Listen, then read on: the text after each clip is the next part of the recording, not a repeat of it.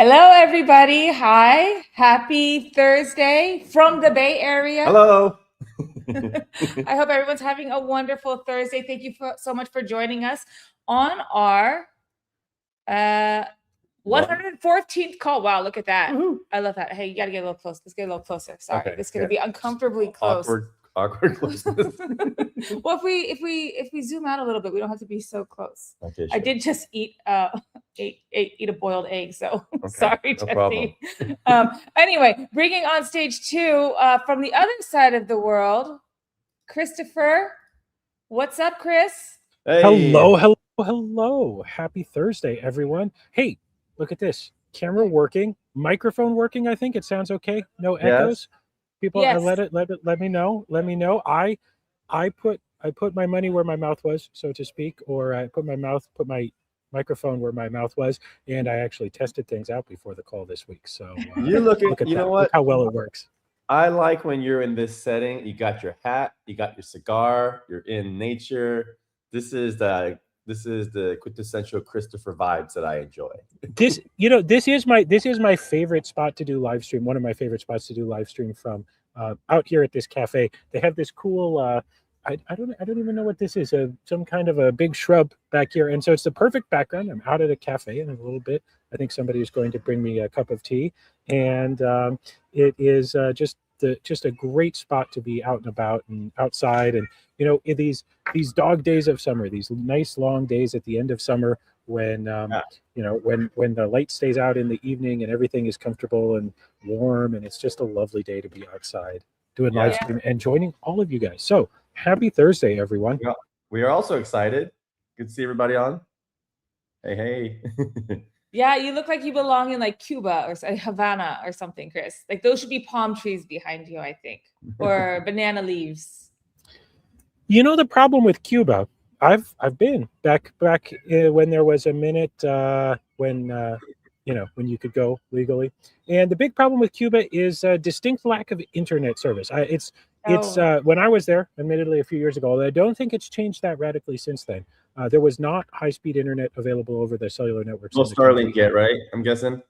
There was no Starlink yet, and I'm not sure if you can actually connect to Starlink in Cuba. It might be banned for the moment, but the only way you could get internet was to go to one of, I want to say, now somebody correct me if I'm wrong down in the comments, but I want to say around a dozen parks in Havana, and maybe there were a few similar parks in other cities as well, where you could get a Wi-Fi ration card. And the only way as a foreigner you could buy those was from what I will politely describe as sketchy dudes for cash. So I was paying $3 for a 30-minute Wi-Fi ration card. Yeah. And from guys who in other cities I would have assumed they were trying to sell me some kind of hard drugs, but in Havana they were just trying to sell me 30 minutes of Wi-Fi. And there was something interesting about it. Now, obviously not how I believe the internet should be run, but it was a moment, man, where it was just like at 1 o'clock in the morning, these parks were packed. They were like everybody. That was the place they could go to get online. And it was anyway. Yeah, that's what Miranda's saying. They are Wi-Fi hubs and they charge out of the ass. I do like that sketchy dudes for cash. Hey, if that's the only way I can get online, that's how I get online. I'm going to do what it takes to get online. It sounds like something you'd hear coming out of the other Silicon Valley. Oh, Corn Valley. Yeah. Okay. Sketchy dudes for cash. What would they do? What will they do? Yeah. What will they do next? Anyway, glad to have you. Well, glad to have you here. Jesse and I are back in the Bay Area. Yep. There's just a lot going on down here.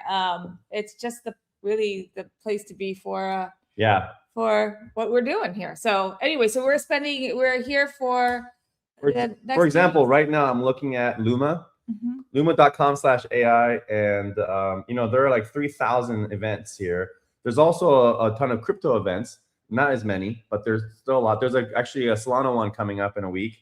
But there's a lot of blend of them. So there's like crypto AI, so a lot of stable coin financial product stuff with AI and agents. But of course, a lot of it is just AI. But because we have such a powerful data engine network, there's a lot of potential customers here. Some of our investors are also here, or backers. And so we're here to just, wheeling and dealing and be where the action is, right? So. Yeah. So Chris, I'm glad you were here. Right? We were all here together. It was just 2 weeks ago. It's crazy, right? It feels like it was a lot longer. Yeah, it's crazy to think that I was right there in the city by the bay just a couple weeks ago. It really feels like last summer since you were here. Yeah. So much has happened in 2 weeks. So speaking of financial products, one thing we've noticed, I'm just gonna bring this up now because X.com, I don't know if you guys have seen it, like a lot of the posts, other people you follow on crypto, they're really like being a little more strict on people who are in the crypto space, where they're forcing you to say, even if you're like a backer, like Mike Dudas from 6-Man Ventures, he's been promoting some of his early projects. Like I think he invested in Pump Fund and a bunch of projects like that. And now all of a sudden, whenever he posts a Pump Fund post, it requires him to tag it, this is a sponsored post, because technically he's the investor of Pump Fund. And so they're doing this a lot. So what does that mean for like just an average individual who's like?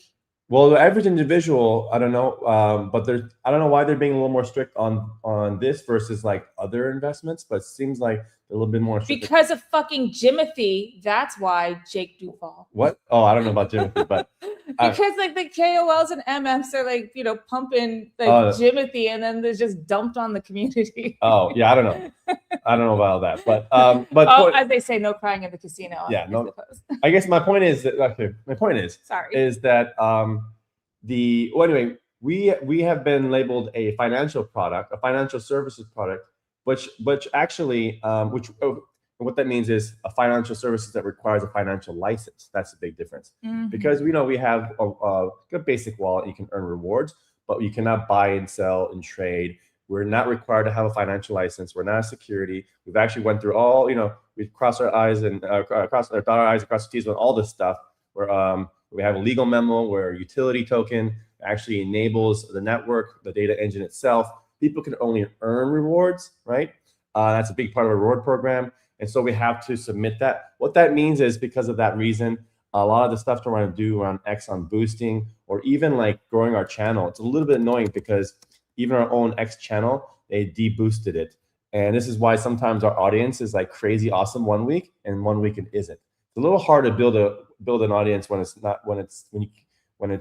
they keep changing the rules on us, because we would have like organically grow to 10,000, 20,000. YouTube's still going, but X is like changes the rules like every other week. And that's great to see folks that show up every Thursday. But for folks who are like, a lot of times, like used to get a push notification or get a little message that, hey, we're online.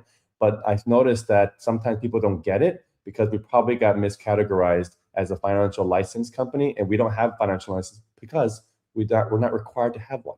And so I submitted it to the X, and we'll get that resolved. But I thought I'd just share that because I just noticed it happening in the past couple of weeks. Other companies saying, "Hey, what's up? Why are we losing our exposure on X? We spent so much work to build up our audience, and I'm sure community members care about this too. Because tension is the biggest thing in crypto, and really in most of business, and attention matters. We got to take this very seriously, and we can't just like say, "Oh well, darn, rules changed." We have to fight for our attention, and so I just wanted to bring that up. Yeah. Nikita, how do you pronounce his last name? Bear? Yeah. Bear? Nikita Beer. Wait, what did you say, Chris? Sure. I think it's pronounced like beer, but beer. I'm not certain. Nikita Beer just left X. He was the head of product, just left X, and he was like notorious for like, just trying to clean up. Well, not notorious. Notorious sounds like a bad thing, but he was like, really trying to clean it up, right? Yeah. Kind of mogging on people, you might say. Yeah. yeah. Also blogging, trolling. Yeah. Yeah. And he was like really trying to clean it up. And so I appreciate that they are, even though we're kind of caught up in it, I appreciate that they're trying, and I'm glad that it's still happening. He's recently left X, but I'm glad that in his wake, there's still, that's still a focus for them. Yeah. So it sucks to be caught up in it, but in the long run, I think it's better. It's good for the platform. Yeah, I think they're doing a little bit too harsh. I mean, the thing is, in the Web3 space, we're so used to always dealing with these issues forever with like debanking and all that. So it's a little annoying that after, anyway, it's just a little annoying because it's continually happening. we're still waiting for some clarity in US and stuff. It's a lot more friendlier. But I think the more annoying thing is attention matters a lot. And it's like you want to build something up in certain places, and you spend a lot of time and investment on it, and they just kind of have it constantly changed on you. Oh, it's frustrating. It's frustrating. Yeah. So, good for the platform, not so good for the participant. Which is why we're expanding to YouTube's great. We're just starting to expand to TikTok and Instagram, and and not put all our eggs in one basket. But a lot of CT is where some of the action really happens. So yes, and we'll talk about that in a little bit today. About the sentiment seems to be shifting. In CT. So we'll talk about that in a little bit. But for now, guys, let's get into the stream. It is our 114th weekly call. Oh my God, look at that bear. That's a good looking bear. You ever see this bear on Wall Street? Bull. I'm sorry, bull. Wow. Oh my God. Yeah, that is a Freudian sad. That's a sad Freudian slip. Oh, you still think we're in the bear? Wow. Well, I meant bull. I'm sleepy. It's been a lot of long hours, guys. Okay, bull wake. You know what? And you gotta wake the bulls up. You gotta wake up, Jen. I haven't had my coffee yet, so I'm sorry. That's a bull. Yeah. I know my animals. Anyway, have you guys seen the bull in Yes. In Times in New Wall York, Street, in Wall Street. Yeah. It's pretty cool. Anyway, it's our 114th weekly call. Stack the bull is the topic of the day. And let's get into the agenda. We've got a packed agenda here. We've got a big agenda this week. Yeah, it's a big one. Well, we have the bull on the screen because Rocket is making his world tour, and his next stop, where he's at right now, is in the Big Apple. Rocket's in the city. Nice. Checking out that bull. We've got some more next episode of the Raz and Rockets shorts. What makes Rocket different? Our next vertical in an AI watching series, we're talking about different verticals for the video semantic search. This time it's crypto. Yeah. Jesse's latest thoughts on X. Oh, wow. We'll talk about stacking the bull. Okay. And we'll have a QR code. We'll have some product updates. And then we're going to be out of here. If you have any questions, guys, pop them in the chat and I will highlight them. So we'll answer them at the end, unless, of course, it's related to what we're talking about at the moment. Yeah. All right. Before we get in here real quick, did anyone see the solar eclipse? I did not. I did not. We were inside. I don't even know. I know some of our team did. Some of them were posting stuff, I think, from the very far western edge of Romania. But out here, a bit more to the east, it was not visible. Yeah, it looked incredible.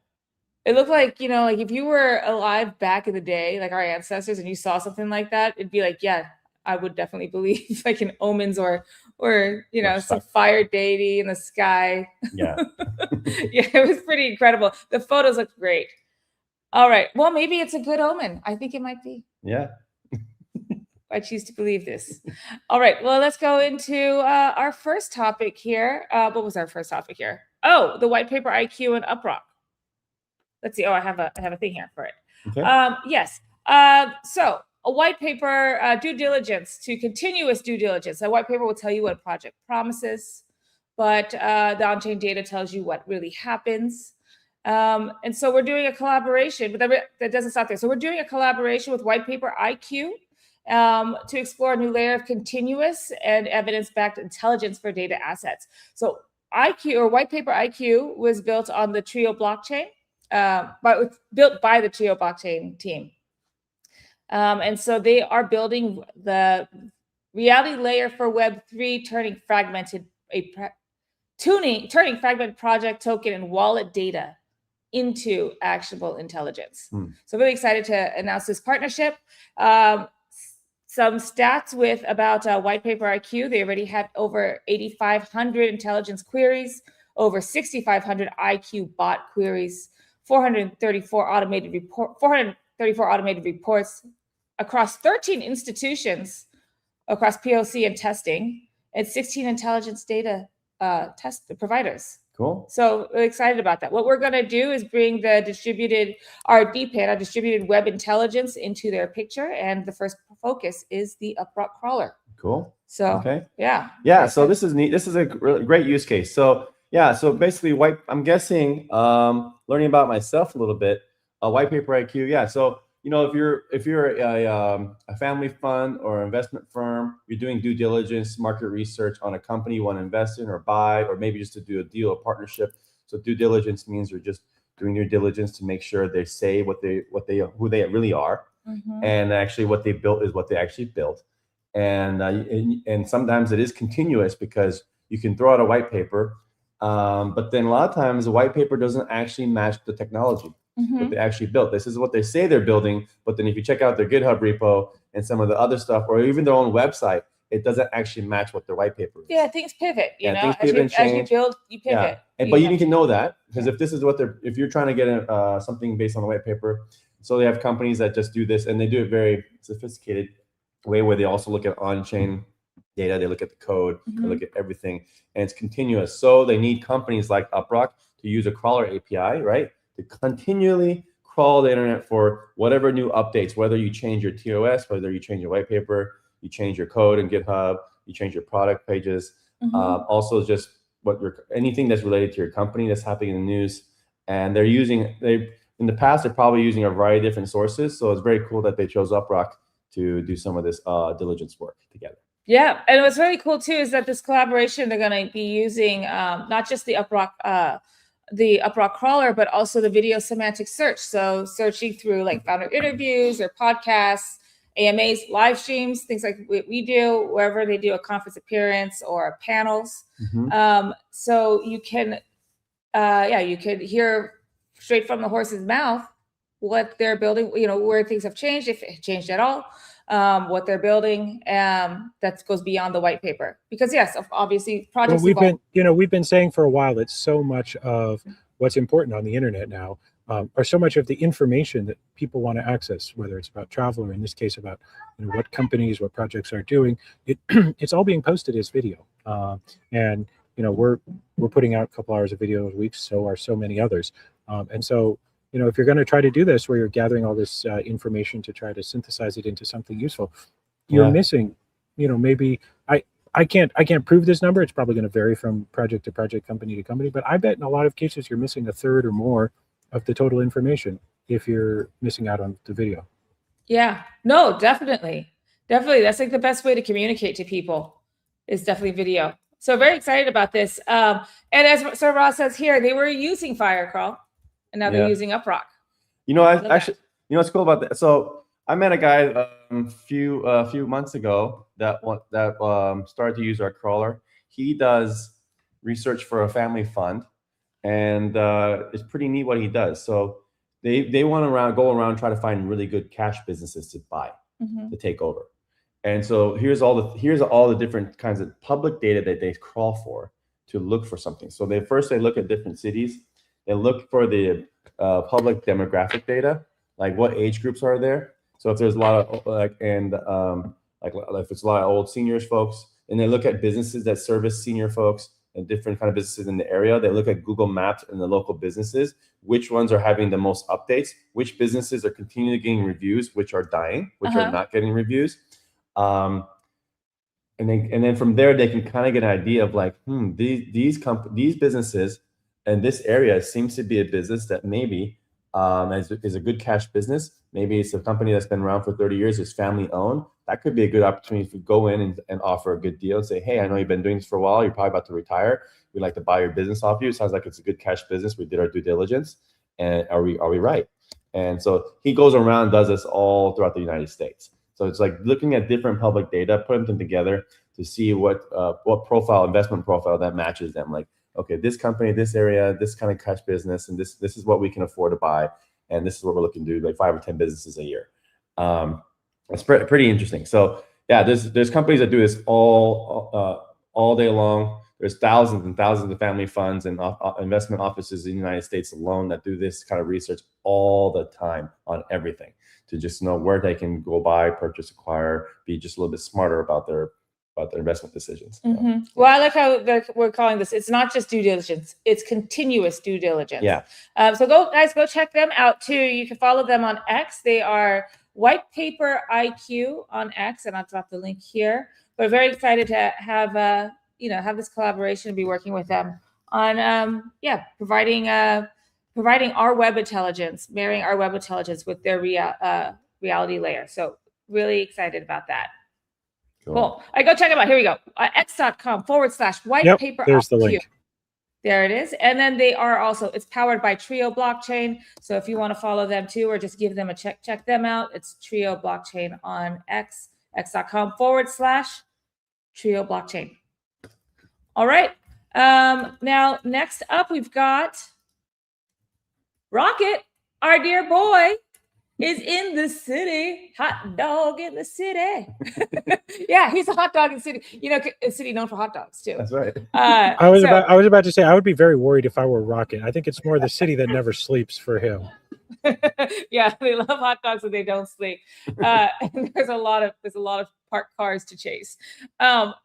Rocket is in New York City. He's doing his world tour. Okay. We were doing the our UpRock World Tour. We would highlight a different city every different country every week. Well, now that has evolved. We're highlighting a different city every week. And last week was Istanbul. This week is New York City, NYC, the Big Apple, or just simply the city. So he's there, and what we're doing as Rocket is traveling around the world, going to tourist destinations, is what should Rocket discover? And of course, we don't just mean the little dog on the screen, but we also mean Rocket AI. What should Rocket AI discover? And we encourage you to use Rocket AI to search for things like, what is the best pizza in the city? Let it find that for you. What's the most underrated neighborhood? What's the most overrated neighborhood? Best skyline view. Where do you get the best steak? Keens. I love Keens. Right? Was that what was Keens? Christopher, is that your favorite? I think that would have to be my choice as well. What was the other one though? There's John something. Oh yeah. What was the other one that was pretty good there? It's Keens versus. Oh, the one out in Brooklyn, but they lost their Michelin star or something like that. I don't know. I haven't been there in a while. Last time I was there, it was very disappointing. Oh, darn it. Okay. Well, anyway, things that only a local would know, or people who travel there often, this is what you can use Rocket for. One of the verticals we were showing, like how you could use Rocket, is for traveling. And this is how we're showing you to do that. So wherever you go travel in the world, you can pop up Rocket on your phone, open the Rocket chat, and ask Rocket to help you find stuff in the city that you're exploring. In fact, you can even schedule a task. So say, hey, I'm going to be in New York for the next 7 days. It's the best way to do it, actually. Yeah, I'm in New York for the next 7 days. What should I do? Give me something. Tell me something to do every day for 7 days. Yeah. And it will do that for you. Yep. So if you do it, I just saw somebody mention down in the comments, Rocket is great at doing things like looking up the weather as well. Like, hey, for the next week, I'm going to be here. Let me know about the weather, or I'm going to be going somewhere in a week. Should I pack a jacket? And also it's great, one of the things you'll experience when you travel, I certainly do all the time, is you go somewhere and you didn't realize it was a holiday. It's some holiday that, maybe it's a local thing or something they don't really celebrate where you're from. And so like, oh, it's coming up and like, oh man, there's a cool parade or there's a thing to go see or, some cool thing like that. I can't tell you guys how many times over the years I've just wandered into something cool by accident. And I bet I've probably missed a bunch just because I didn't know. So that's the sort of thing that Rocket can fetch for you. Yeah. You know what's interesting about the weather one? Gosh, I'm changing subject slightly, but the weather is a really interesting one for Rocket as a use case because it's surprisingly a super popular app, a consumer app in both Play Store and App Stores. You would think all the phones have a default weather app already pre-installed, but there's always some new one, some new kind of cool way, probably now with AI, right? That always pops up in the top free or top utility. It comes up a lot. These like use cases that you don't even think about that AI can help even better because it can actually coordinate with your Gmail and now your calendar and the weather. And also maybe like depending on the weather, you might say, hey, it's gonna be rainy. I think you prefer soup today. So I'm gonna find some soup. I'm gonna find some like some soup restaurants. Like it can just be a little more intelligent and come up with more fun recommendations because it knows the weather, presents using the weather. And another thing was like, so things you never think about where there's a lot of data around there, can synthesize that against other data that you need, that's more context, right? Your calendar. Another one is horoscopes. Like people don't realize how huge that industry is, and that there's so much information out there publicly, and with the stars and the weather, and Rocket. If you're interested, actually a horoscope skill for a lot of people. I bet you if we had actually just had a default version, because probably anyone can build their own horoscope skill. You can ask Rocket to do this for you. But I bet you if we had like a baseline one just ready to go, like I've already know the top sources and stuff and weather and stars align, all that stuff, I bet you people would be surprised at how many people want to check their horoscopes daily. That's true. I realized I didn't have the window open where we could see our faces, and I was just like, hang on, I gotta go see what Chris's face looks like right now. As we talk about horoscopes, but surprisingly calm. No, but because I'm thinking happy thoughts about weather. So I love the weather. But it is true. I mean, I don't want to knock anyone because for the horoscope thing, because there are a lot of people who really are millions into and millions the horoscopes or zodiac. Yeah. And that's a calendar plus weather thing plus real life events, and then there's a bunch of literature behind it too. And what a perfect thing for an AI to ingest all that and then give you and then have a conversation about it, because that's a little more fun, like about your horoscope. And so you'd be surprised at how many tens of millions of people are into this. And I think it's another fun thing that requires you to understand what's happening in the weather too. Yeah. Yeah. And as somebody points out here too, just another YouTuber says that the weather is actually, it's such a most popular topic, but it's always inaccurate. It's so frequently inaccurate. And ain't that the truth? I mean, between my Android and my iPhone, the two different weather apps, can they have a variance of like, I don't know, up to 5 degrees. And also one will say it's rainy all day, and the other one says it's partly cloudy. Yeah. So it could be really, it's hard to have some accuracy. But if you have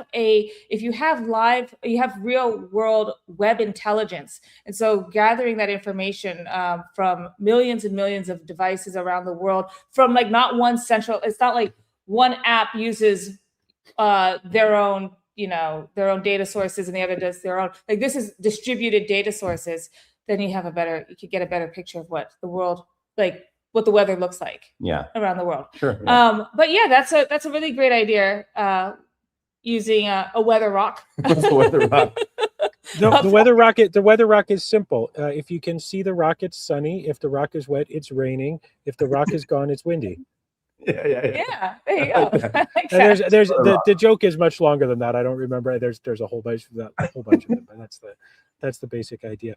And I mean, yes, there's the other thing is, one of the reasons weather is so interesting is it's one of these topics, and so I'll just bang on about this for one more moment, and then we can move on. But because Jen, I can see you already moving on to the next slide here. But one of the reasons why it's such an interesting topic is because essentially all the weather data is open source. We live in a world now where both the United States and the European Union, the National Weather Service in the U.S. and whatever the equivalent in the European Union is, publish all of their forecast data in machine readable format for free. And so virtually every weather app is one way or another pulling from it, either directly or either through a third party that does some pre-processing on it and generates some of the more predictive type stuff. Yeah. But what separates great weather apps from bad weather apps is, do they present the data usefully? Do they mix it in with other useful information? And so this is one of those things where AI can make it so much better and so much more intelligible. One of my favorite weather apps, no relation, but I'll just shout them out. It's called Windy, and it's a great free app. They just recently added like an AI assisted forecast where it's still using the same raw data, but they're just feeding it into something Windy's great, but in order to really understand it, you have to sort of become half a meteorologist, because it's a lot of like low level data. Yeah. So they've just started experimenting with this, and so I think Ridvan, we can put this on the to-do list, but a weather skill for Rocket that just pulls that raw data, because it can absolutely synthesize that and give you the part that's relevant for you, and it can learn the part that's relevant for you over time. So that's what's great about the weather, because it's all open data. It's almost all open data anyway. Yeah, push notifications tied with that. I mean, these things, these use cases people don't think about, but it's like literally what you spend a few minutes every day on with some of these apps. Whether, I swear to God, horoscopes, I think too. Like Ridvan, since you're here, horoscopes and weather. Okay. Everyone just got his like teeth like just out of the dentist. Like let's be easy. No, on no, him. no. Right now is when he's deliriously on drugs. Is when he say yes to everything. So, Ridvan, you committed to adding a horoscope skill and awesome weather skill for Rocket. Thank you. Okay, thanks. Bye. Okay, thanks. Bye. All right. Well, back to New York before we move on, guys. We want you to not only ask your questions in Rocket chat, but also put it in drop your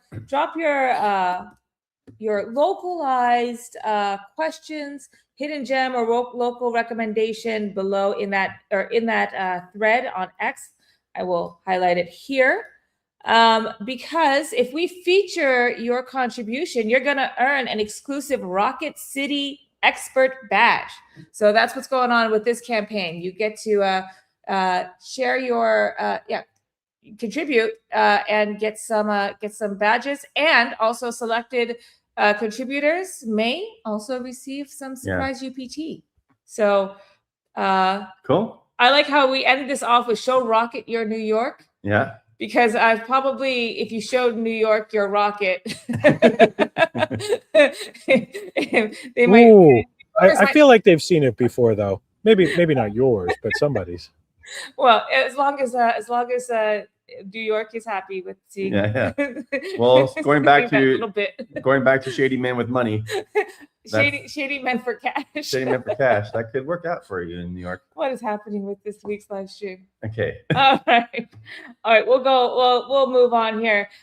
Next up, we've got the next episode jail. The next episode in the Raz and Rocket show.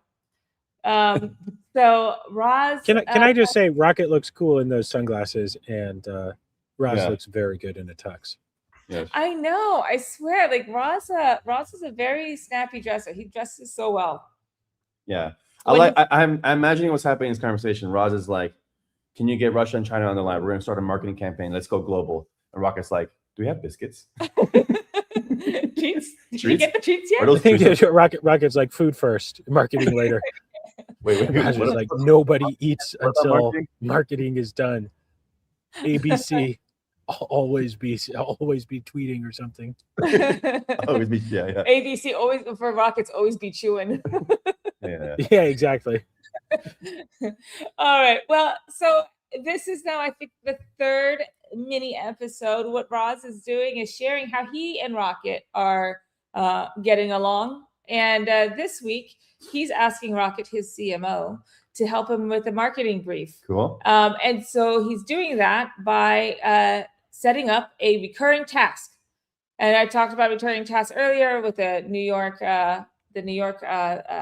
slide, but New York, how Rocket's working with Raz with a recurring task for marketing brief is every day. He says, "Give me a recommendation. I want you to come back with the strongest content opportunity. Why that matters.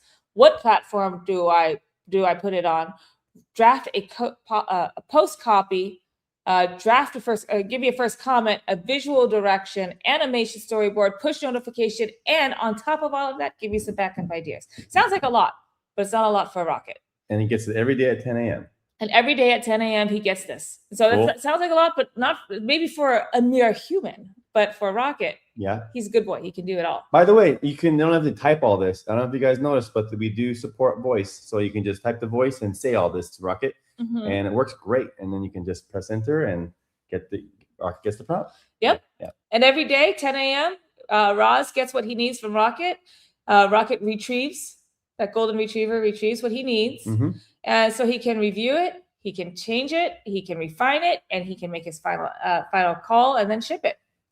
And so that's just a wonderful use case of how to use Rocket, and just how powerful Rocket is, because you can use it for anything from finding the weather to finding great restaurants in New York to helping you build your marketing campaigns. Yeah, cool. Yeah. So, as long as we're talking about talking to Rocket or talking to AIs in general, so you guys are down in San Francisco right now, and I don't know if you've noticed. I really noticed it. The further one gets from San Francisco, the less people are like talking to their phones and computers, because it's become completely acceptable on the West Coast now to just like pull out your phone and just sort of start talking to it like this, or to, you know, hit the button on your laptop and just start talking in public, like not super loud and schizo, but you know, 50-50, like either you're working on an AI startup or just full schizo.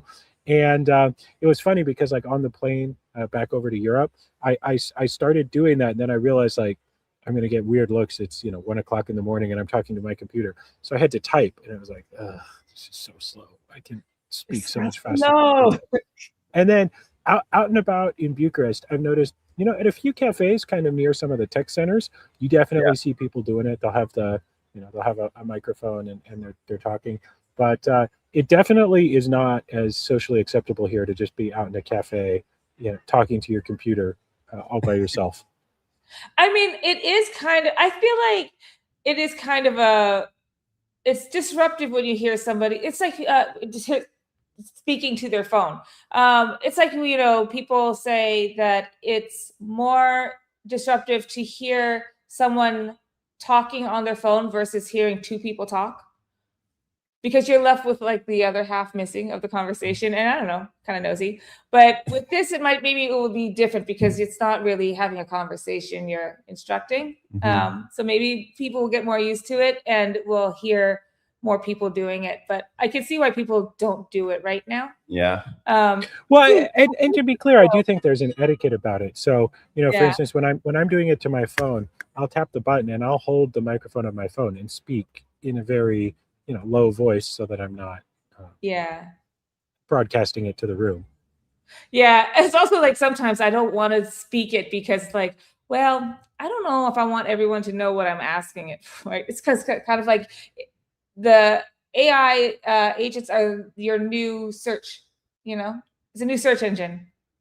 Yeah. So I don't want to. I swear, it's just a random thought that went through my mind. It's just for research. For research. Yeah. Sometimes sometimes I'll be asking some dumbass questions too. It's just like things I could easily find the answer for, but I just, you know, why look it up the easy way or just use my brain when I can just spend tokens? Yeah. But my ChatGPT or Rocket or any of my AIs that I use across like 7 of them ever get hacked, it's not because of the like embarrassing personal health questions. It's more like, how do you spell necessary again? Is there 3 S's or two S's? Yeah, I actually don't really know how to spell necessary. I always mess that one up. Yeah, it would be more like that. But, I saw Spaceman made a comment that he hopes that never comes to Jersey. And Spaceman, I think that might be one of the last places. I feel like the average Jerseyite might take extremely kinetic offense to somebody yapping away to a computer in public. Like, I feel like that's a self-correcting problem there, you know?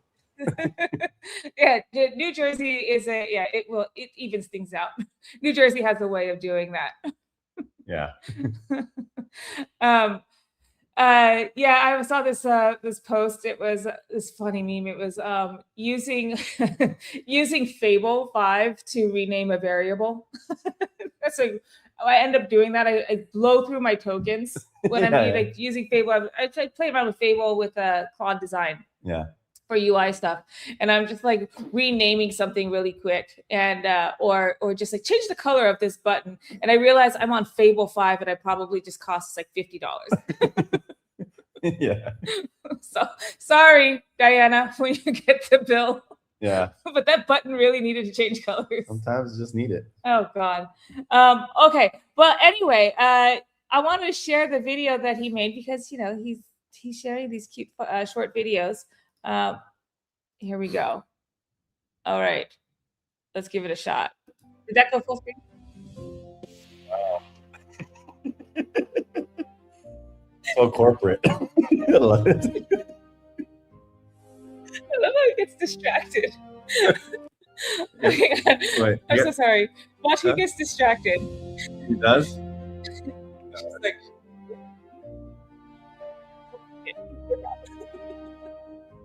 anyway, hey, that guy needed a poke. Remember when like poking was a thing you did online?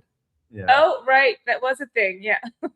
Anyway, these are so cute. I really love these little short little clips. Just funny. We need to put Rocket. We need to insert Rocket in like very famous movie scenes.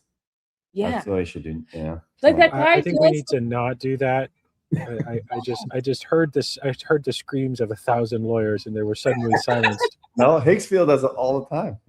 Oh my gosh, yeah. Remember that cat? Owl Kitty. Owl Kitty. This guy actually does it for real. He doesn't use AI, but he's been doing it for years. He takes his cat, this little black cat, and he like puts it in scenes of movies. So the cat's like in Lord of the Rings, or in Interstellar. Yeah. I think he did one with the Dark Knight. Yeah. Christopher Nolan. Anyway, those are cute. So we look forward to next week when we see what Rocket's going to do with Raz next week. Cool. It will be very fun. All right. Next up, we've got your agent, your side. And so we're talking about how most, let me get this up. Sorry about that. Here we go. So most agents, answer to a business model. Yeah. Rocket, as we have just shown, answers to you because he's built differently. So we'll talk about like what makes Rocket so different here. One, I think the big one is because, people might wonder, well, it's an AI chat agent. It's an AI agent. What's so different about Rocket? Yeah. I think the big ones is, well, for me, I think the biggest one is that it's proactive. That's the big thing that I have a problem with a lot of these other agents is that I want to like set something up and like, okay, this is the schedule I'm going to do or whatever. Yeah. And I say, well, they always need me to initiate the communication first. Right. And that's the difference with Rocket. It's proactive for you. So it doesn't wait for the right prompt, perfect prompt. You give Rocket a mission and he gets to work. Yeah. Cross ecosystem. Community powered. This is actually our moat here. Is that it's a community powered data intelligence. Yep. Loyal to you. Yeah, the proactive one's great. Actually, this is a big debate out there coming up is whether you're going to have all these specialized agents for different life loops, like a coach, life coach, or tutor, or this and that. But we all believe here that they're going to be agents in everything. There are going to be so many agents on the internet and everything that's digital that you won't even notice it. And you're just probably really just want to have like one personal agent that grows with you over time, that becomes like your second brain, or but it's always loyal to you. And because the more context, the better it gets, and it will deal with all the other agents for you. Instead of you having to like manage multiple agents, it will just go out and like find the agent that understands, this product and services, or if you're looking for a deal, a broker deal for you, or whatever it is, you're gonna really want to rely on one agent that actually manages the other agents.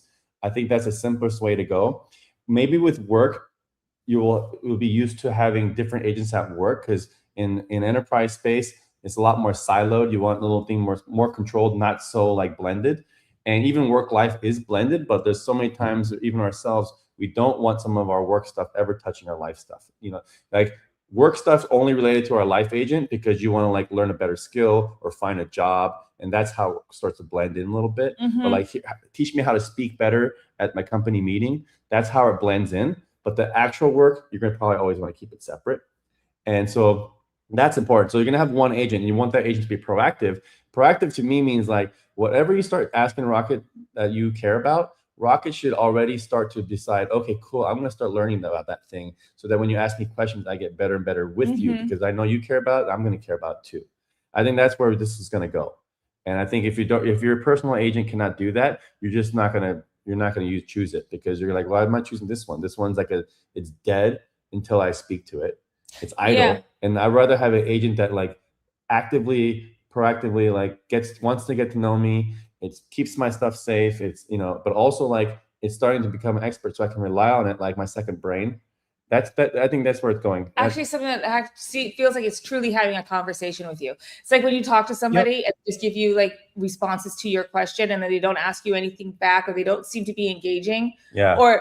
And so even though a lot of these agents might ask you question after question when you're done, like, would you like me to make a spreadsheet of that? Would you like me to, list out these other things? That's not really a conversation. That's not really useful though. That's just that actually is borderline annoying. Yes. I spent a lot of time. I don't know how much people have dug into this. into Rocket, but there's a lot in there that I've done to give it a personality.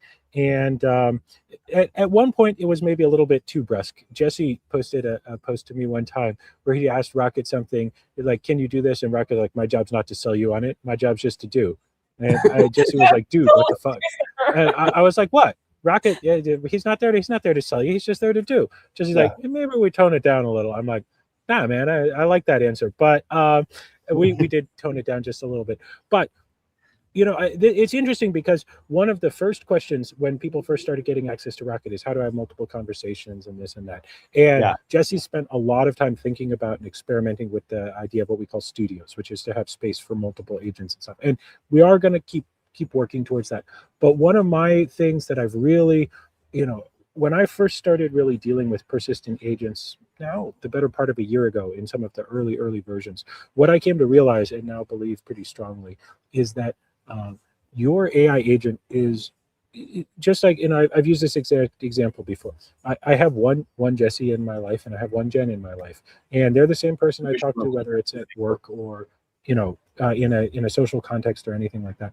And so they learn more about me over time. They get to know me. They get to know what I mean, and over time it gets to become relevant. So maybe if I ask Jesse to do something that's vaguely work related, I might. He might automatically know what the follow-up is. I'll say, "Hey, can you grab me this?" He doesn't have to ask me, "Hey, do you want me to make a spreadsheet out of this?" If it needs to be a spreadsheet, he just makes the spreadsheet. And vice versa, if making it a spreadsheet is totally irrelevant, then he doesn't ask me, "Hey, would you like me to make a spreadsheet out of this?" It's all contextual. It's all based on history and knowledge and understanding. And that's why I so firmly believe that by and large, like, yes, I understand why we are going to need to have studios at some point, and we are going to have to allow you to have more than one agent. But the good agent, the best agent, is the one that is your persistent buddy, Rocket, and that persists in that manner. And that's why I've much preferred to put effort into making Rocket really good at being that singular agent, that agent that can learn, that can manage its own memory and all that kind of stuff, because that is the great long-term experience. Yes. Yeah, because then that, like you said, once it's persistent, then you want to make cross ecosystem, which means like you should allow Rocket should be able to communicate with you, and you can feed it context and grow with you in the channels that you prefer, because those will always evolve and adapt. In the native app experience, we can do so much rich features when it's a native application on iOS and Android. It's where most of the communication happens. Also, it's on your person all the time. But even in there, like you probably want push notifications. You might even want to just attach it to your text message sometimes. Who knows? You might want to connect it to WhatsApp so you can talk with it on a different device. But those are things that will get better and better if we treat Rocket as a singular entity, instead of like multiple instances of Rocket that are spin up per chat surface communication they're all siloed. That'd be a horrible experience, I think. Oh, and also, because like if you have it's a single like entity or individual, how it talks, then how it thinks. So hey, if I say it this way, Rocket might not understand what I mean, or it might be confused by what I mean. Maybe I should word it this way. Or if Rocket responds to this, you kind of can be. It's more predictable. Like that's like a person. I know if I say something to you, you're gonna interpret it a certain way, right? Yeah. Or Chris might interpret the same sentence differently. Yeah. If I had 20 different Rockets and each one will interpret the same sentence differently, that would be a nightmare. Yeah, Or I have one that I know how. Not only does it know me, but I know it too. Yeah. Because it's becoming its own individual. Yeah, and then like Chris said with the friend thing, like a good friend, when we're talking in Slack, Chris and I talk a little differently versus when we talk in Signal versus when we talk in a group setting. Like, and if we're in a group chat of like Facebook or Instagram, we talk a little different because other people are listening. Like, we all know that stuff, right? And if we talk in real life, totally different. We talk totally different in real life versus like how we chat in Slack. Rocket should understand the context and the environment and what you give it, so it knows like, okay, I have a little more shorter here because it's more of a chat feeling. Whereas it's in the studio, this is for work, for like a travel or whatever, some planning for the day. Then it knows it needs to be a little more thorough. This is where it's going. I really don't. I really think people who are building these specialized personal agents for different life loops in your life is going to be a big waste of time. I think the memory, everything, the tokens are getting cheaper, the memory is getting better, our harness is going to get better and better. It's going to just be one awesome personal agent, and there'll be many multi agents, but it's going to be so many agents out there. It's going to be baked into everything that you really don't want to manage all that. You're just going to have one that does the managing for you. It will just it will do the delegation with you. You're the master maestro, but Rocket will actually help manage thousands of agents on your behalf, and it will be able to do so, and you don't have to think about it. I think that's really where it's going. I just think it's a waste of time to make specialized agents. Like, we're never going to have make a Rocket that's just like your health coach agent, and make one that's your family legal advice agent. We're not going to do that. It's going to be one personal that deals with other agents. Yeah. The other one I want to bring up before we move on is community powered. I think this is a big one for us too, because of course it's loyal only to you, but community powered is, I still think I've seen new consumer harness, agent frameworks being built and launched all the time. There's new ones coming up where you can build your own model. I think that's also overly complicated. We just talked about that with the team. But where we really shine with UpRock is it's a community-powered network. We take Web3 principles to actually build our agents so that when one agent watches a video, that's publicly indexed for every other agent out there. And so we're growing a public index of all the popular videos worldwide, makes every agent smarter and more faster at retrieving things. That's one example. Same with Crawl. The idea of multi-agent system to do digital workloads for you. You don't have to think about that, because when Rocket gets a task for Rocket in the background already knows how to ship parts of itself encrypted to other devices in the network, to other UpRock users to complete that task. And so it is actually initiating other Rockets to do tasks on other devices, and it's already multi-agent in your pocket. You don't have to even know that's what it's doing. It's already doing that for you, and that's why it's able to crawl that data, do these tasks very, very, very, very, very, very cost effectively, which makes it accessible for everyone. So this is why your agent is on your side. And the community makes that happen. Yeah. I'm curious if you guys are using, I see that some of the comments, you guys are using Rocket, so I love seeing that. Really take advantage of the daily tasks. I use that. Well, I think we all use it. There's always something you can schedule and free up some time in your life, so you have more time in your day to live your life. So go check that out. Go try it. If you haven't tried it already, please do. But I feel like a lot of you guys are giving it a shot, at least using Rocket, but certainly try scheduling tasks.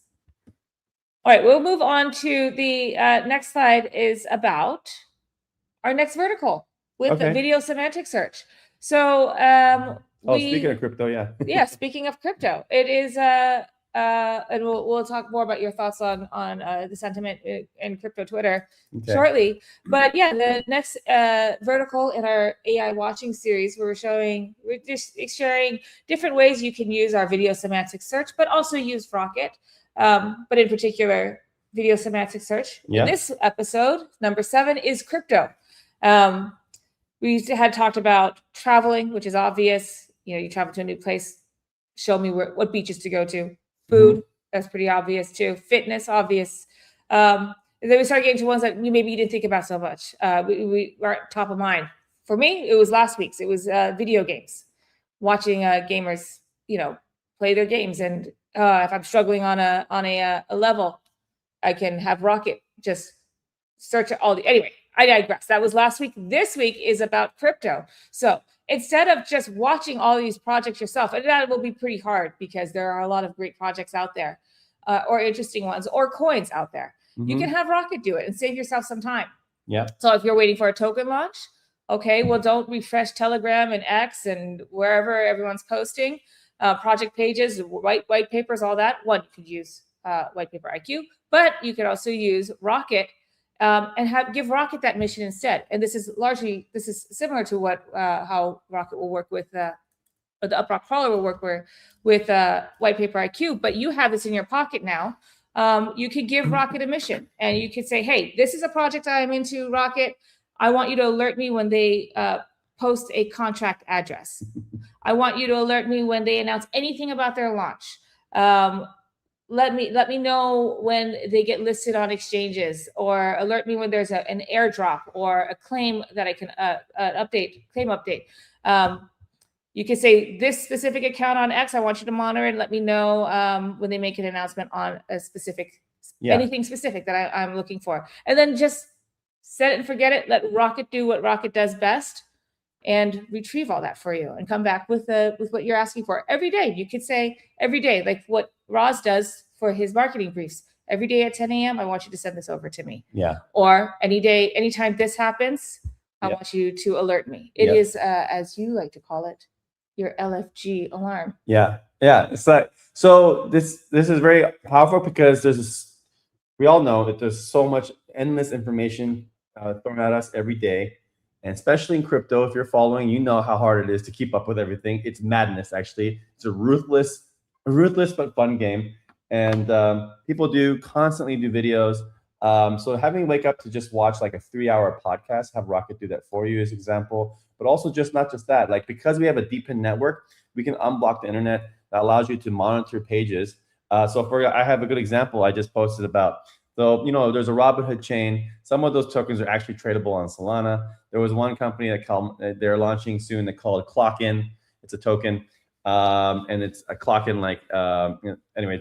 It's a meme coin, but there's probably some other stuff to it. But on their X account, they say, hey, we're going to drop the official contract address only on X, only on our post. We're not going to hide it in Telegram or Discord. It's going to be publicly available, so everyone has first chances to get this as long as you're paying attention. Okay, so you can literally, and I did this. You can say, hey, Rocket, here's the username. I think it's called Clock In Coin on X. I want you to just monitor this and just monitor this because they're gonna just monitor this and let me know any new updates. So I just put that in there. Rocket read the first few posts because it actually can load it. By the way, a lot of other crawlers cannot do that. It gets blocked. We can load it. It loads it. It understood exactly what I'm talking about because it saw the first post that says official contract address will be posted from this X account. Pay attention, right? And Rocket understood that. Okay, got it. I'm going to monitor this thing every 5 minutes and I'll let you know as soon as they post a contract address. And you can obviously make that faster or slower or whatever, but that's a good example of like, why do you want to sit there refresh the page all day when you have an AI agent can do that for you and never gets tired and it can do it while you sleep. That plus, hey, now, and here's the other thing. Now that Rocket knows that you're into meme coins because you dropped in a video or account, it has more context about you.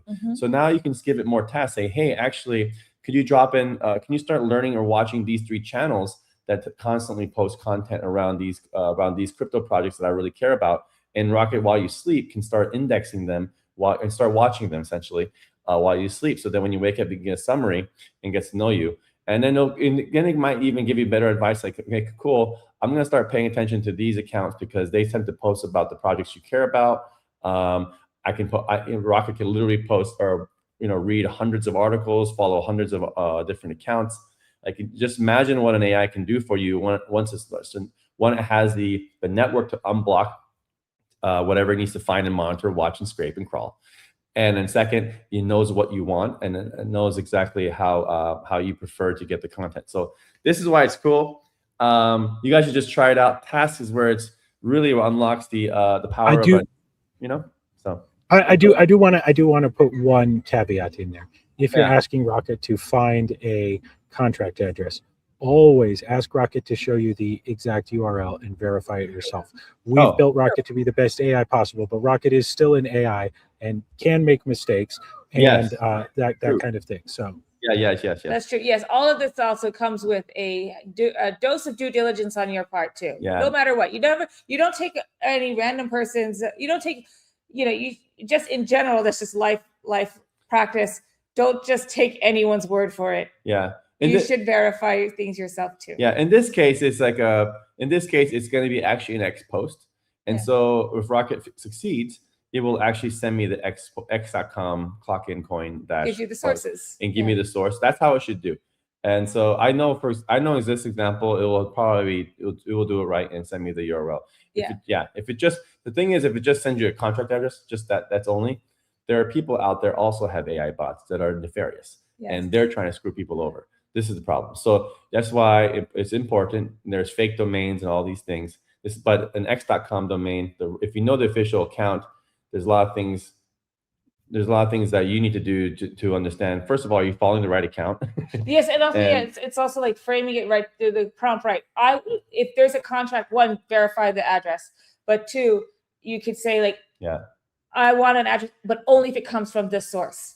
From this source. If this source says this, then share the address. And this is why this is important to even share this extra context too, because as Rocket gets smarter and the models get smarter and more context, Rocket will also do a better job of also doing the due diligence for you and being smarter about, okay, hey, you know what? This looks a little shifty. I think we should look a little further.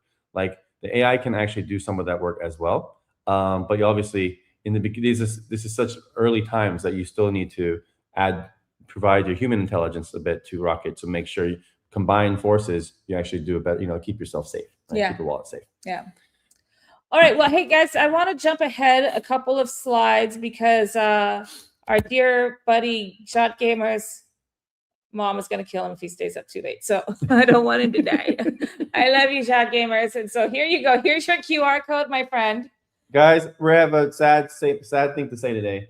But we were so close to getting Apple approved to prove this QR code, but they had one issue with one stupid screenshot.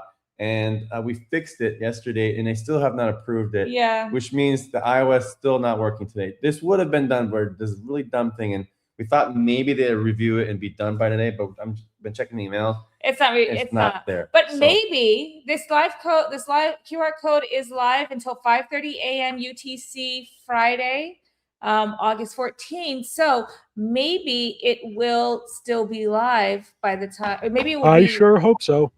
So if it is, we'll post it. If not, guys, follow this QR code on your Android device, and you will be checked into Front Row for this week, and you'll also get your weekly boost. If you miss it this week and you're watching a recording, the link's expired, it's okay, because we do this every week. Every time we have a live stream, we do a new QR code, so you'll have another opportunity to get your boost. And you can try it on your iPhone if you're watching a recording, because maybe by that time, in the next 10 hours, Apple will have approved the iPhone build. But very excited to have that out on iOS. Let me see. I think what we want to do is we have a golden Apple badge that we're rewarding for folks who are early installs of Apple. I think we were going to do that for the first week. I think we'll just extend it to. I want to extend it for this week because because of this issue. Like, people have been waiting for so long on Apple. And I think we just extend it for another week for the Apple. Oh, for who qualifies? For who qualifies, just like the first 2 weeks of folks. We could do that. Because they've been waiting for so long anyway. We wanted to do something special. But yeah, the fact that, anyway, it's a little frustrating. This Apple just always takes a lot, longer to review than Android does. And we thought it'd be done by today because it was such a simple review, just QR code. But they didn't do it in time. I accidentally used, well, here, before I tell you, here is the link. If you are on a I was just about to say, so if you're on a Solana phone, or if you don't want to scan a QR code, there's the direct link. You can go ahead and click it. That's what's encoded in the QR code. Yeah. Perfect. So use that. I'll leave that up while I explain. So what happened with Apple is the issue was with the screenshots, the app preview images. I used the wrong status bar design. I used a Android status, where it says the time and the internet connection and the battery life. I had accidentally used an Android, or I think I actually used a generic, because I'm making the screenshots. I'm taking screenshots of the stuff, but I have to superimpose it, right? Because I'm making a graphic image, right? And I used the wrong status bar. It wasn't iPhone specific, and so they rejected it. Damn it, that was dumb mistake on my part. And to be clear, it didn't say Android on it. It didn't have anything Android specific. It just had the Android, it just had the Android version of the signal strength meter on it instead of the iPhone version. Yeah. Yeah, that was crazy. I did not. I don't even think it was Android. I think I just did a generic design, and it was oh man. But anyway, that's on me, guys. I'm sorry. So hopefully we'll get fixed. I am curious. You have 16th front row. That is Nice pretty work, sir. great. We appreciate Where am you. I at? Well, I'm probably 16 as well because, well, I have a couple of extra ones from testing, but yeah, you can Nice. find, guys, you can find your where you are when you check in. You can find your achievements by going to your account here. Yeah. Top Settings. right corner, and then you'll see your achievements there. Yep. I have 18, but that's because I have a couple of test things I tested. So there you go. Golden Apple, Pedro, Butte Animals. You asked about what is the Golden Apple badge. This is the badge for people who were pre-registered, who installed the new UpRock iOS build. We will be we're tallying up all the people who qualified for that, and then we will be awarding that badge pretty shortly. Exclusive to Apple, exclusive to everyone who's been waiting for so long. On the Apple. Early adopters, which means you've installed it, pre-registered, installed. Yeah. Jesse had just said though he wants to extend that eligibility for this week since we missed the badge. Yeah, to this week as well.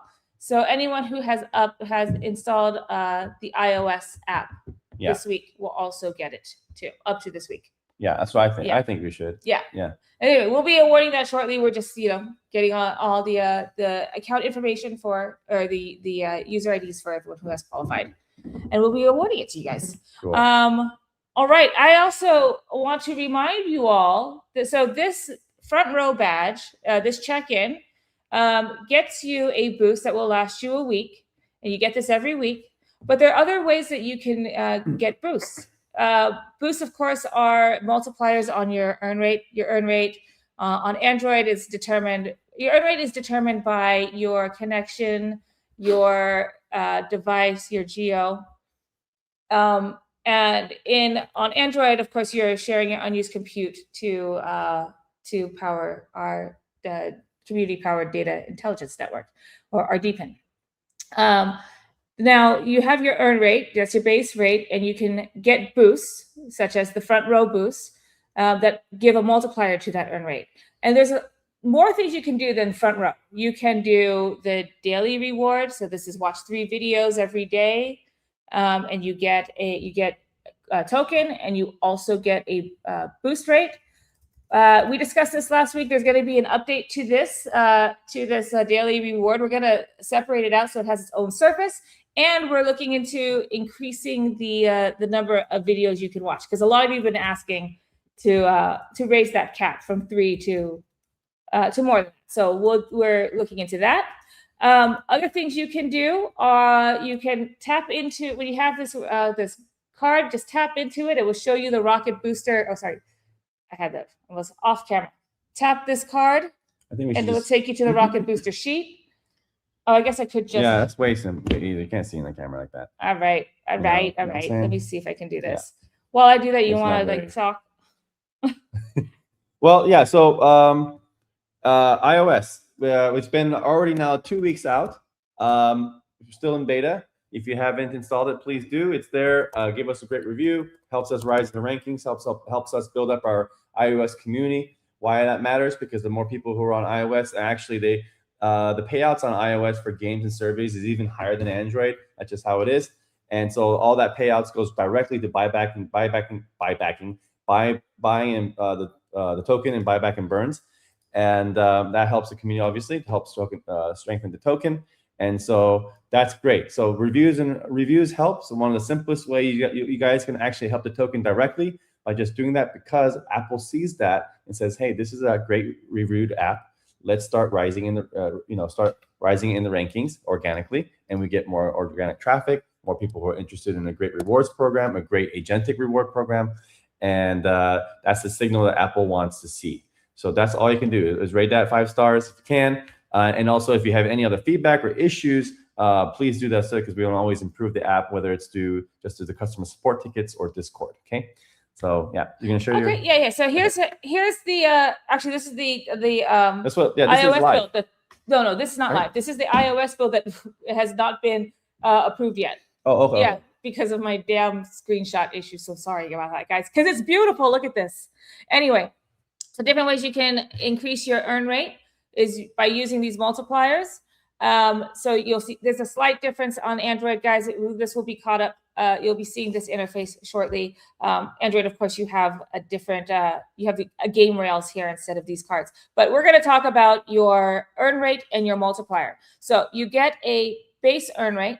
You can get multipliers to increase that. One of the multipliers you all just did, which was checking into front row, which gave you a 1.05x boost for 7 days.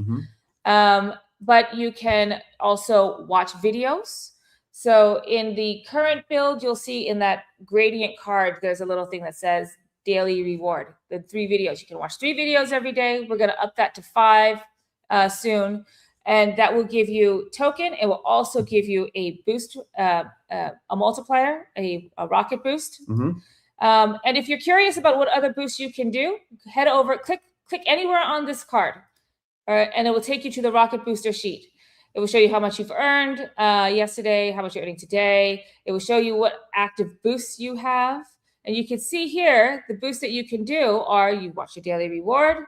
You can play a game. You can see here, I've been playing Phase 10, the casual card game, which gave me a bunch of boosts. Nice. You can answer a survey. Wow, you got a lot of boosts. That's pretty good. Yeah. I test the shit out of this guy. Yeah. That's called real work. You put in your clock, you lock it in. Lock it in. You can do all of these things, and it will give you a boost. And you can play as many games as you want. You can answer as many surveys as you qualify for, and that will give you the boost. So I highly recommend you do it. Let's see. Let's take a look at what games we have here. So again, I'm on an iPhone right now. iPhone, our game provider is Math Ads. On Android, you have 2 providers to choose from: Math Ads and Playtime. But yeah, some of them have great rewards. I really liked Phase 10. If anyone wants some recommendations, since this is math, you'll also see that on Android. So I like that one a lot. Sudoku, you can't go wrong with that. That's an easy one to play.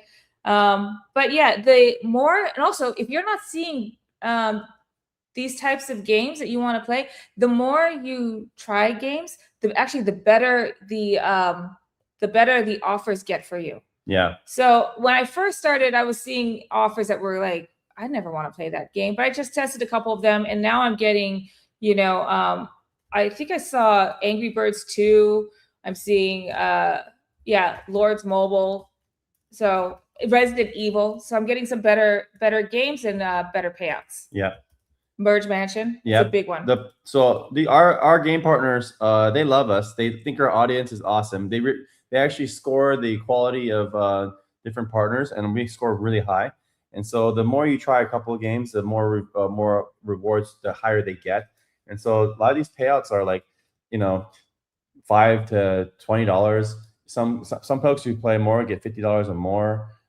It's like they're actually meaningful rewards, because a lot of time in crypto space, rewards are like you can do trading to get rewards, but unless you're trading like huge size, like you're trading like $100,000 or something, the rewards are like dust. You're getting dust for rewards. In our case, like you actually get $5-10, which is meaningful for a lot of folks. You can pay off a small phone bill, or it just starts to add up when you're playing often. And we can only get that because the quality of the community is really strong.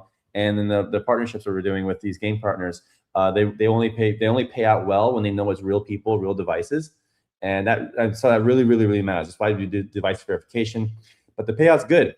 It's one of the best ways to earn free crypto by doing things you already love to do on your phone, which is get paid for your opinions, play games, refer your friends and family, stuff like that. So. Yeah. Spaceman, you asked, will we have boosts for magic receipts in the future? Yes. We will look into that. Just in general, we're doing we're tightening up all of the offer channels. So magic receipts is certainly on that roadmap. For folks outside the U.S., we don't have magic receipts. This is a U.S. only offer. Yeah, but it's coming to iOS. But it's coming to iOS. But he's asking if there's going to be boosts for it, because currently we don't give a boost for magic receipts. Oh, I see boosts. It's just tokens. So 1, it's coming to iOS, and 2, we'll look into giving boosts with that. Candidly, we probably won't do it for the any receipt, but we'll do it for the if you qualified receipts. The qualified receipts. Yeah. So first, what that means is you can do any receipt, and you can get a small token, and it might not qualify, but that still helps Rocket learn and helps the system learn. But if you have like a qualifying coupon, like Sonicare toothbrushes or something like that, and you submit that, and there's actually a deal for it, you can actually get a significant cash back or token back. And then for that, because there was actual paid out revenue for it, which by the way goes back to buying our token, that will pay you back a bounty right away, but also give you a boost rate. And we do that because there's real revenue tied to those, like significant, that actually justifies paying out those tokens. Because we always want to cover the token emissions with real revenue. Whereas like any receipts, you don't get paid for much. The partners don't pay us much at all for that. And so we no, they don't at all. They don't. Okay, yeah. So we don't. It's just for assistant learning. So in that case, it has to be tiny, because otherwise we're just emitting tokens all day long and nothing to cover the cost, which is not good for the token. That's why we have a limit. Yeah. On that. Yeah, and like you said, Spaceman, yeah, I definitely need a search bar because it is difficult. There's like a ton of merchants and there's a ton of products. So it does work well, but it's just not fully finished. So yeah, that is one of the things that we're going to be tightening up is making that interface just better and experience better. Miranda says that you're not getting any surveys right now. I just tested on mine and I am getting some. You certainly should get some in New York. Can you open up a ticket so we can take a look into that? And also let us know if are you using Theorem or are you using CPX? Yeah. Because that'll make a difference in where we need to look. Okay. All right. So I skipped ahead because I want to talk about, I wanted to get Shot Gamers his QR code. But let's go back a couple to, you had a lot of posts, Jesse, recently on X. Oh, okay. Well, I can zip through them. I feel like been I think we might have a little bit. We may have, but let's see what you were talking about here.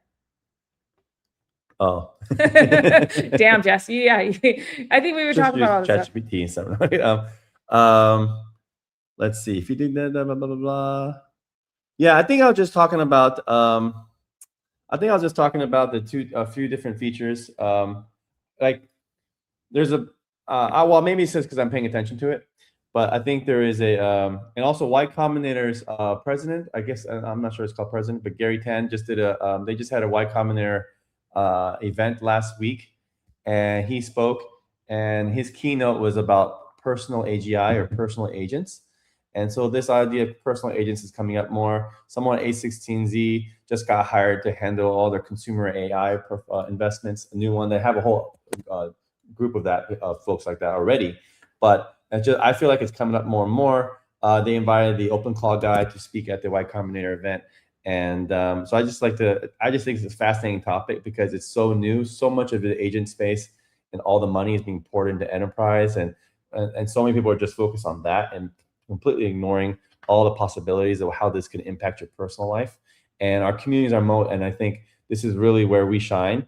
And we're just getting started. So if you're bored or we're drinking a beer, you want to read my tweets, go ahead.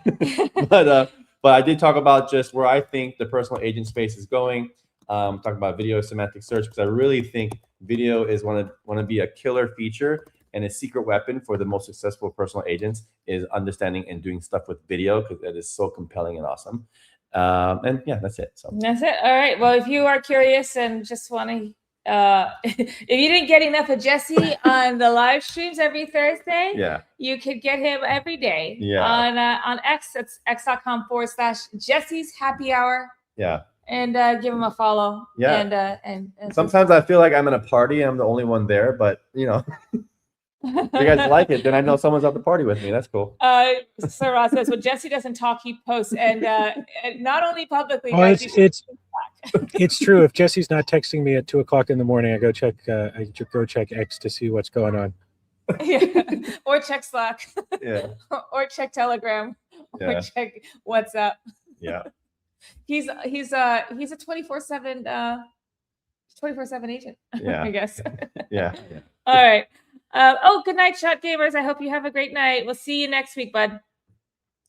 All right. Now I think let's talk about Yeah, you want about to bring, stacking the bull. I mean, or maybe let's do a QR code real quick again. Or we already. we just did the QR code. Okay. Yeah. We'll talk about Oh, okay. yeah. Yeah. So speaking about X, let's just talk about this. Okay, guys. So we want to get your opinion on it since we have a good audience today and people are really engaged. If you guys are on CT, some of you folks found us just from the Play Store and App Store, and maybe you're new to crypto. We know this. We did a survey. Almost 50% of folks from finding UpRock are totally new to crypto, Web3. This is literally your first wallet and you're earning rewards, and that's very exciting and awesome. But a lot of you folks are also been OGs. We had Diamond Paw folks here, and you've been in crypto space for a long time, or you're into DeepIn, and you know what that term means. Okay, so if you're familiar with folks in the crypto space, you'll know if you're on Twitter and X, that there is a vibe shift happening. We're not quite in a bull market, but I think we're getting out of one. And the delusional bulls are really, really working hard, or really work for the bags, really like making sure to bring the energy back, because in the past there has been so much pain. People have been burnt with the Trump coin and other coins and all the scandals, and retail just constantly gets screwed over. And whenever there's a lot of pain in something, that's really an opportunity to fix things, and where startups can like, hey, how can we make this world do better? So there's a lot of KOLs, key opinion leaders. I hate that term, but that's KOLs or influencers or people out there that people trust, their reputation that's been around. They're really bull posting right now, and you can see it. So Ansem is one of them. There's a bunch of tokens that are out there, and there's so many memes. So we're only going to focus on the ones where people have been doxxed, people have reputation on the line, and these projects have been around for a while, because we don't want to just talk about ones that had just shield and pump and dumps. We're talking about the ones that were they've been backed or supported by even the Solana Foundation, or just a really strong on-chain community. Also, their posts are just good vibes. So this is not like exhaustive or anything, but these are the ones that we've been paying attention to that I think is helping bring back the bull vibes and bringing crypto back and making it fun again. And so here's what I'm thinking. So I don't know. Here's our thoughts around this, guys.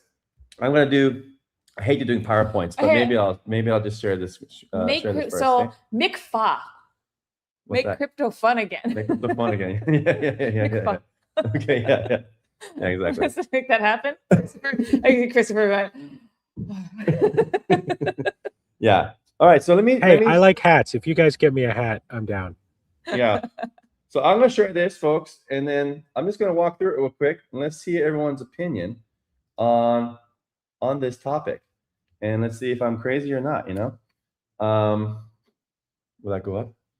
Yeah. Okay. There you go. Yeah. All right. So as you guys know, we're gonna think about this campaign calling Stack the Bull.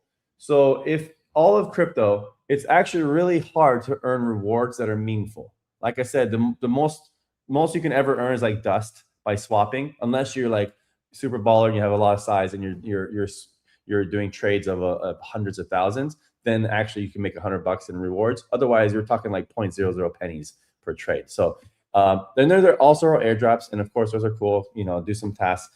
But for like significant rewards, all the infrastructure that we built, which is the actual rich native applications, the game systems, the multiple partnerships that we have, the deals that we've been able to secure with the game offers and the survey offers, and even the magic receipt offers, they only give us better deals because they trust us over time, and those deals have become better because we have that reputation with them. So we have all that set up, but currently you're earning UPT.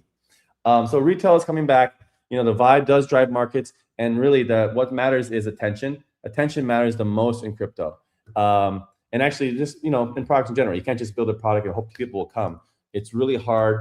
They're either spending money on ads all day long, or you're doing other things to get people attention, to care about UpRock community, care about and bringing people to the fold. Right now, 50% of our community comes from mainstream retail that doesn't know about Web3, which is pretty awesome. So this is their first onboarding of a wallet, which is pretty cool. It's a great way. This is why DeepIn is awesome, because it's the first time people can just earn crypto without getting screwed over, without getting wrecked. You literally just give some of your time, give your device bandwidth compute, and you earn rewards. It is really the best onboarding tool. And we have all that today.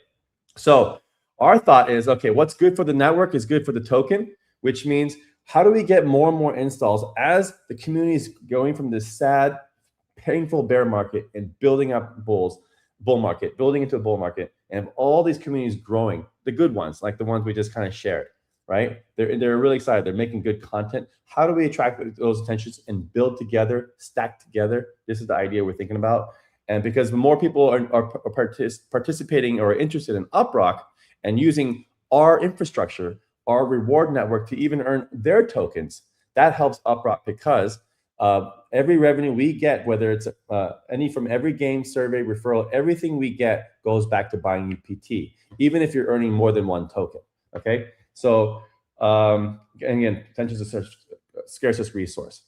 So our thought here is this. I don't know if I have an exact slide for this, how we run it, is one is we want to keep this fun. We want to just throw this out there to see which of these communities, whether it's Ansem or whether it's that Ket meme coin, which communities would be highly interested in say, hey, we have an active community of UpRock users that are growing tens of thousands per week. We can make it really easy and fun for holders to actually earn your token as well. Not just UPT, but also earn a bundle of other really cool token projects and get more holders in your hands, because that's what most of these community projects want. They want more holders, more attention. And if we do this for you, what will you do for us? Well, people will be really excited about us actually promoting their project because we can get them holders, which and vice versa. In this space, people love collaborations. They'll do the same, say, hey, let's drive more users to UpRock, install the UpRock game, because now you can earn the Ansem token, for example, in the UpRock app, plus UPT as well. But because of that, that means we actually get install-based growth. We get revenue growth from people who are installing the UpRock app for playing games to earn tokens, and people are still earning UPT, and all the transaction fees and stuff like that, again, according to our tokenomics, goes back to buying back UPT. So it always is central. UPT is always central, but the rewards are more multiple, not just UPT. It could be a bundle, and that's that. We want to have fun with this. If people take it too seriously, we'll shift course, and we reserve the right to change which token projects we support. We're going to listen to our community and which ones they care about. But I just want to let you know, how we think about this, and the kind of the baseline requirements are obviously positive community, people who have been doxxed or supported by well reputable organizations, like Ket has been followed by Solana Foundation itself. For example, Cash Cat was actually reposted by Solana Foundation. It's a meme coin for the Robinhood chain. The founder of Robinhood actually follows that also meme coin.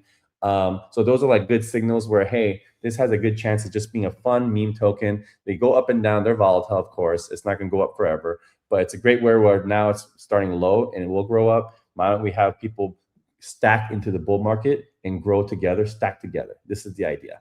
And so what can we attract these communities that are very, very active and strong to install UpRock and say, hey, yeah, you can go buy these really cool meme coins that are just starting at the bottom, starting to grow, but you can also earn your way to the top by installing UpRock. And on the way, you'll earn UPT, learn about our project, learn about our community, and it's a win-win, I think, for everybody involved. So this is what we're thinking about. We're going to start throwing this out there and seeing which communities be interested in doing this. And there's opportunities for us to actually get even more tokens, maybe for doing some of the marketing things that we can do. Like we can send push notifications. We have an email campaign. We also have a larger install base than almost all these companies, all these projects. We have millions of installs, and we can get into mainstream holders' hands. And for that reason, I think people should pay us or just at least match the tokens that we're issuing out. And the key thing here too, guys, is we only give out rewards when we get paid. So it's not just coming out of Treasury or we're paying UPT for any of this stuff. We're not going to cover the cost of this ever. It's when you play a game, majority of that rewards, today it's all 100% UPT. What we're saying is if an install comes from an Ansem community or different communities, you'll earn UPT, plus you earn some of the other meme coins like Ansem. And then the revenue that we get from the game provider, that will still always going to buy back UPT. But what we get out of it is we get enthusiastic new membership. We have overlap with other community members. We get a free install. And we get someone's really excited that they actually can earn a meaningful amount of tokens for multiple cool projects, not just UPT, but for Ansem and other tokens that we're excited to actually promote. So that's it. That's what we're thinking about. I wanted to share it with you guys first and get your feedback. We're going to post it put out little teasers out on socials. We're already going to start DMing some of the projects out there. Okay, gotcha. Yeah, we're gonna start DMing some of the projects out there that we think are doing it right. You know, like I said, doing it right. They're not scams. They're doxed. People know them. You know, we're not promising up or down here. That's why I'm like, the vibe should be fun. We can invite some of these projects on our live stream and vice versa. And this is all it's about, because as we're going into this bear into bull, we want attention on UpRock. We want to build and stack together with other cool communities. This is how we grew in the first place, because we did a great job doing that with Jupiter Launchpad. And if you guys were here with the OGs, you remember we did a When Wednesday, where we did a campaign where every Wednesday you can earn When token, which is a meme Win coin that's spin off of Jupiter. And that campaign did really great, because When promoted us. We created a liquidity pool with them. That was great for our token. And also it was great for installs, because they would promote us, we would promote them, and it was just a win-win. And I'm just starting to feel that vibe again. And I want to take advantage of it right now. Like, what can we do with all these communities that are doing cool things? And let's get them to come to UpRock. We will promote them, and let's stack together, make this bull market together. Okay. Yeah. All right, it's going to be really exciting. So stay tuned in the upcoming weeks as we dive more into this. But we just wanted to share, just what we've been thinking about. Yeah. Wow. All right. Let's see. Let's go. Well, we were going to go into some product updates, but I think we did a lot of product updates. Yeah. I think maybe we can. Should we talk about what happened a couple weeks ago? What do you think about the token, Chris? So Chris, you have to go soon. You want to talk about it now? Yeah, let's just mention it. So as some of you know, a couple of weeks ago, there was somebody sold a bunch of the token, and we were able to determine that it was IoTex, the IoTex network, the tokens that we had given them that they were holding. And we have been we've been trying to reach out to them to find out what happened. We mentioned this 2 weeks ago when we talked about, gosh, it feels so weird, only 2 weeks, because I was in San Francisco. But we mentioned it, and we mentioned that I thought it might have been a hack of someone's wallet because of the way it was done. I still believe at this point that it was a hack of one of the IoTex wallets. As some of you know, they had a problem with this before. We have been pushing very, very hard on them to try to get some clarity on this. We've tried multiple times to set up calls. And frankly, I hate to say this, but I would describe their response as deflection and dodging. They have not. They had a confirmed call with us that they then failed to show up to. They've been dodging us in various channels. So that's what we know right now. We've told them that we believe that they were holding that in their wallet, that they need to go buy those tokens back on chain. That has been our request and requirement of them. And they have obviously not done so yet. I guess the good news, such as it is, we don't believe they're holding any more UPT tokens. But that is sadly what is going on with that. If there's an update, let's the best possible point of view is that they're just really busy trying to figure this out, and that's one option. We'll share some more information if we don't hear something positive back from them in the next week or two. But that's what occurred there. And you might be wondering, why does IoTex hold that many tokens in the first place? Well, we did a deepened campaign with them, and we started off strong, but they did not deploy the tokens properly. We were supposed to have a joint liquidity pool so people can bridge back and forth. They were supposed to use that for the marketing campaign, and a lot of that did just not get deployed properly. We did tell them about that. They haven't responded to it. So we're it was a good partnership at first, and I'm not sure what's happening with them. So like Chris, like you said, we're giving them a little bit more time to get back to us. But if not, we're gonna think through how to solve it. But yeah, that's kind of where it's at. We think they should right the wrong. And it was, it was not just our token that was true. Hacked or somehow misappropriated. There were several others that were done at the same time. We haven't really seen this reported on much, and IoTex claims that they're still going strong, that they've still got treasury and all the rest of that. So we don't really know what happened there, and we're nonplussed by the fact that they've been failing to answer and engage with us. So anyway, that's why we didn't say anything last week. We really were trying to give them an opportunity to say the first word and, put a message out there, complete a postmortem, whatever. If they had answered us and said, hey, we're deep in a postmortem, please, we're gonna whatever, then we probably would have sat on this for a week. But now, 2 weeks with no substantive response from them, either to the public or to us, I feel like we need to say that, and we need to say what's going on with that. And the other one that I just want to mention, I know this has been discussed quite a lot on X and other places, but as some of you know, Bitmart is winding down. Anybody who has, we advised a couple of weeks ago, as soon as we found out, everybody take your tokens out of Bitmart. They have not yet returned any of our tokens to us, although we have tried repeatedly to get them. They have also not answered our message. Even leading up to this live stream, we said, hey guys, here's your opportunity, give us a statement before we say this publicly. But we have an account in good standing with them. We had quite a bit of community funds there, and they have not returned them. So that's, obviously our advice remains the same as we gave before, which is withdraw your tokens from Bitmart if you can. And certainly if it works for any of you, please feel free to drop that information in the Discord. But we gave them as well the opportunity to make a statement and let us know, what was going on, and they have chosen not to respond.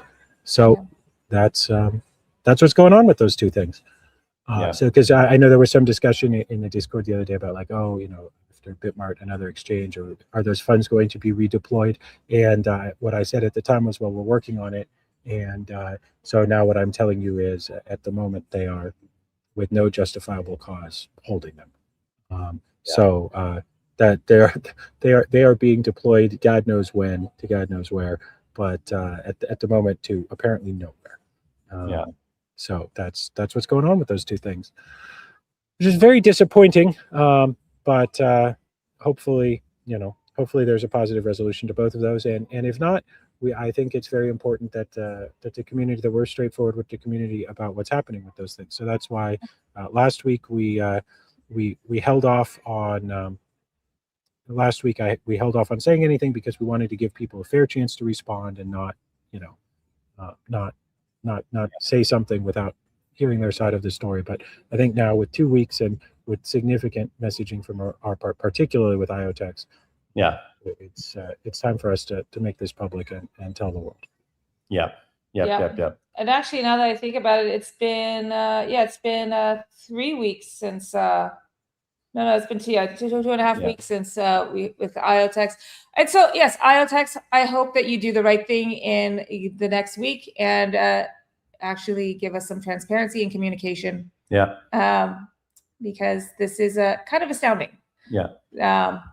And Bitmart as well. Bitmart, they're a big exchange, and Bitmart was actually a good exchange. So I was just shocked that they went down, and they were actually super helpful. So I was a little bummed out. So we get the tokens back. We will redeploy them and use them and help with the token. But in the meantime, they're like, I'm a little more excusing, just because they have hundreds and maybe thousands of tokens that they're probably getting the same request, and then maybe just takes a little longer to wind down. I don't know. Well, I don't know why we can't just withdraw. Well, that's why that's why I was very careful with what I said with Bitmart, because we have attempted to withdraw them. They have held them. We have communicated with them, and no one has answered us. And we've given them a fair amount of time to answer us. So that's where things stand right now. I make no other point. With IoTeX, there were initially a few answers, but none of them were substantive.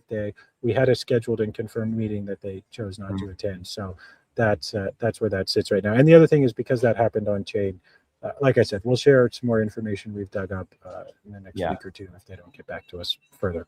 But since I haven't seen either of those things discussed, well, the Bitmart one, I have actually seen some discussion of people similarly saying they're unable to withdraw.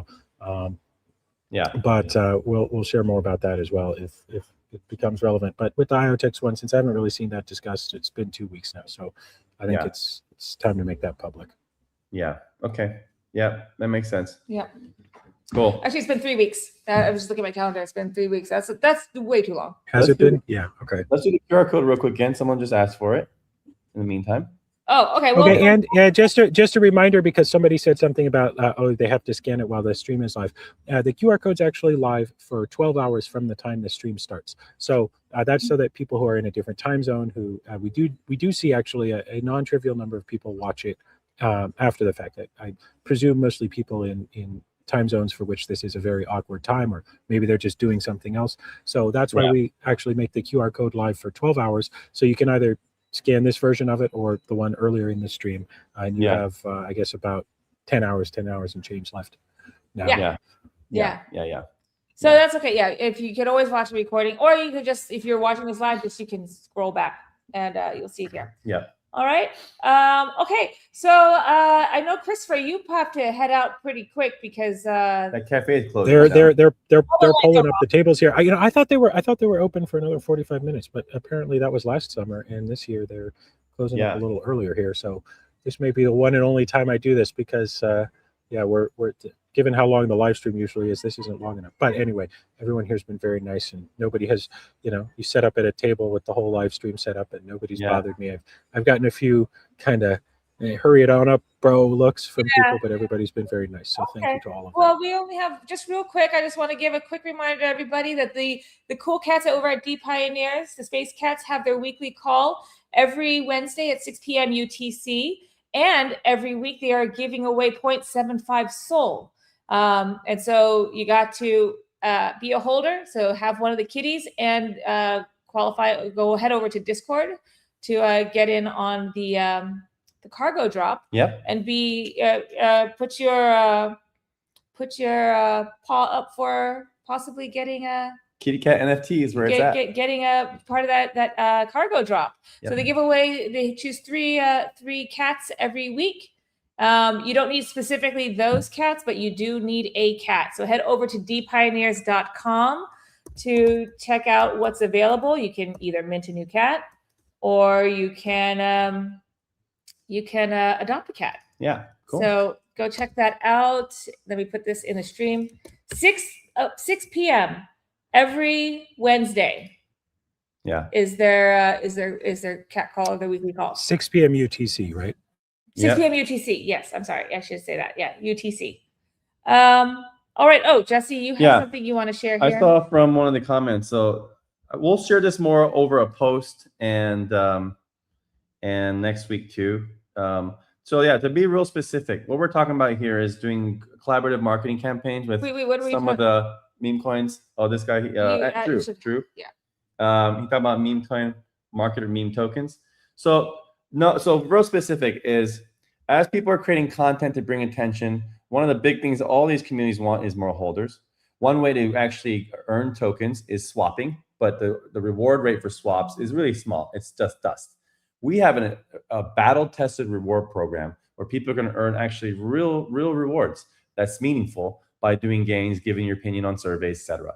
And for us, we've done this before in the past with WEN token, and it really worked out when we had the last kind of bull run. We're starting to getting into one right now, and I'm already feeling the vibe shift with some key communities that are really strong. Like I said, they're backed by reputable traders, cool companies are doing it, cool builders are into these things. These things are very volatile and go up and down. So we're not telling you to buy these at all, but we do have a great way to earn them for free. And so I think the best way to collab with other folks is like, you can come to UpRock, and this is an example of a reward model. When you play a game with UpRock, today you guys noticed this, you can earn some UPT by playing a game, but why not also earn maybe a bundle of meme tokens if from some of the top memes that we like that are positive, good vibes, good content, and reputable builders. So these are not the final ones. This is what we just want to throw it out to the community, get that, just some food for thought. We're going to lay out our ideas more, but this is kind of what it looks like. It only tied to real revenue. And the point here is like, we want these communities to promote UpRock. Hey, by the way, there's one really good place where you can earn Ansem, Cashcat, Troll, these tokens that are popular. Only one place where you can earn actually significant rewards is in the UpRock network. And also you can learn about UpRock token, and you can earn it too. And by the way, you can also learn about Rocket AI, because Rocket AI can do a good job of like keeping you updated on your own meme coin. Rocket AI can do tasks to keep you on all the tokens and watch videos for any community project you want about. So for us, we think it's a really fun way to bring more attention to the UpRock community, the UpRock app. People can use our infrastructure to earn their token, also earn UPT. So I just think it's a really good way to do a marketing campaign versus just paying for Google Ads. So this is kind of so right now this is a concept, and this is, you know, we say sometimes that this live stream is kind of like our weekly stand-up. So this is a concept, and we're sharing it with the community, with everyone who's watching and everybody who watches in the future, precisely to get your guys' feedback. So drop us some feedback on X, on YouTube, and /or join our Discord. As a bunch of you know, we have a variety of feedback and build together mechanisms there. So if you have a longer thoughts, think about this a little bit and so on. If you have longer thoughts, go ahead and write them up. How would you like to see this work, and so on. And you guys let us know. When someone shows your token, you're so excited to read those posts, right? And I just think we do this with the right other projects. They'll be excited that we promote them, and we'll be excited that they're promoting us. I just feel like that's a good two-way stack together into the bull run together, and it's a good vibe. So yeah, that's kind of the idea. We want to keep it fun and not financial advice. This is all just fun and earning, playing games, doing things you love, learn about Rocket AI. You know, that's the point. So okay. All right. Well, Christopher, I know you have to take off. We did have, actually, before you take off, we have one more question I'll get to. Kay asked if we're going to make any plans changes to the staking rates this year. We are going to make some changes to staking this year. It's just, like I said, every channel that we have, we're going to be tightening it up and just revising it and, you know, revisiting and revising, make the best, make it as best as we can make everything. So no details yet, but we are going to be making some changes to staking. I can't tell you yet if that includes changing the rates or just the user experience. But just be prepared for that. We do want to tie staking to Rocket. Rocket Boost. Because Rocket didn't exist when we created our first staking program, but tying it to Rocket AI, like people who stake are betting on a long-term success. And so since you're doing that, we want to, you know, perhaps unlock better features for Rocket, or, you know, things like that. We want to make the staking program even more valuable because you really are a long-term holder. You don't have any like Rocket Boost with staking right now, so like that should be something that's incorporated. Or just Rocket tools. You know, some of these tools cost more. Like some inference costs more than others, and why not give the more premium stuff to folks who are long-term holders? You know, or make at least a discount on them. So Okay, all right, guys. I think we're gonna call it a day. There's one more I wanted to answer. Somebody asked about the Gmail and calendar updates. I just wanted to mention those are actually built into Rocket. We just need the sign-in screens and stuff like that. We got to get this other iOS release out first.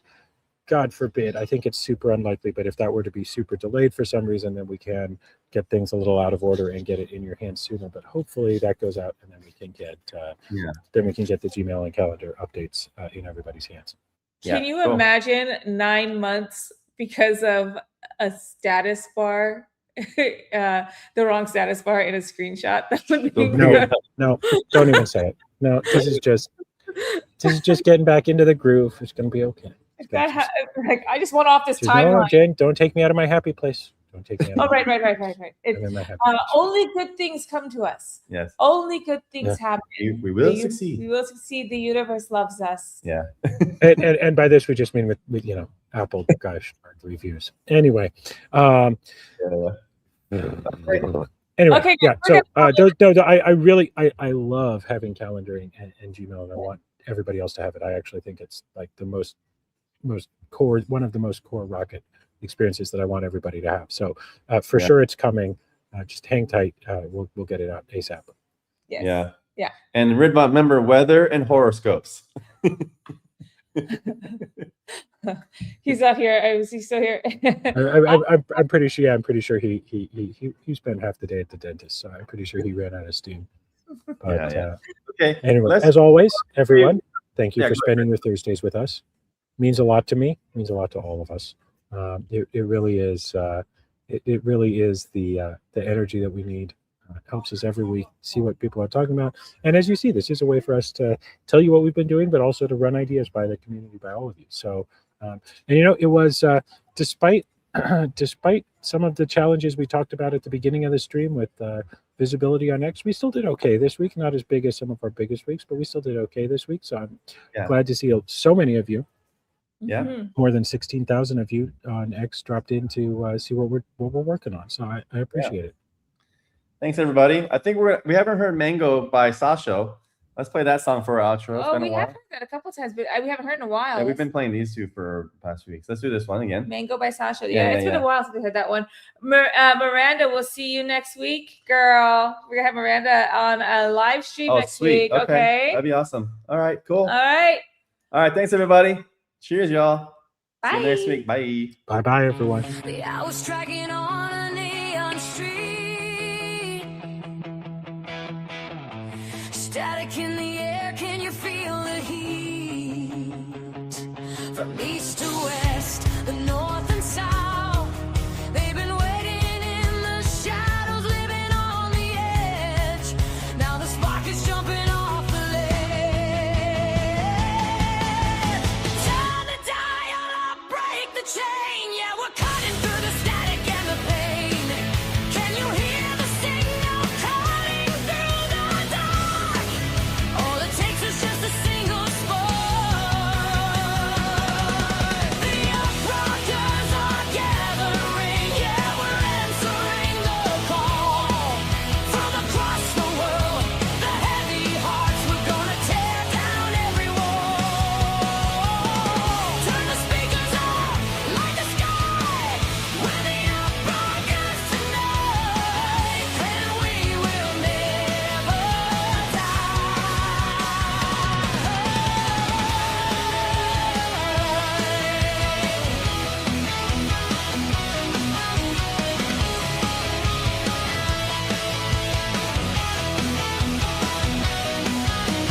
Tokyo is awakened, Paris is ablaze.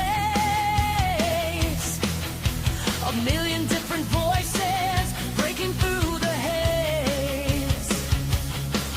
No more locking doors, no more hiding out. The global frequency is what it's all about. They try to shut us down, try to lock the gates, but the UpRockers don't believe in fate. Turn the dial up, break the chain. Yeah, we're cutting through the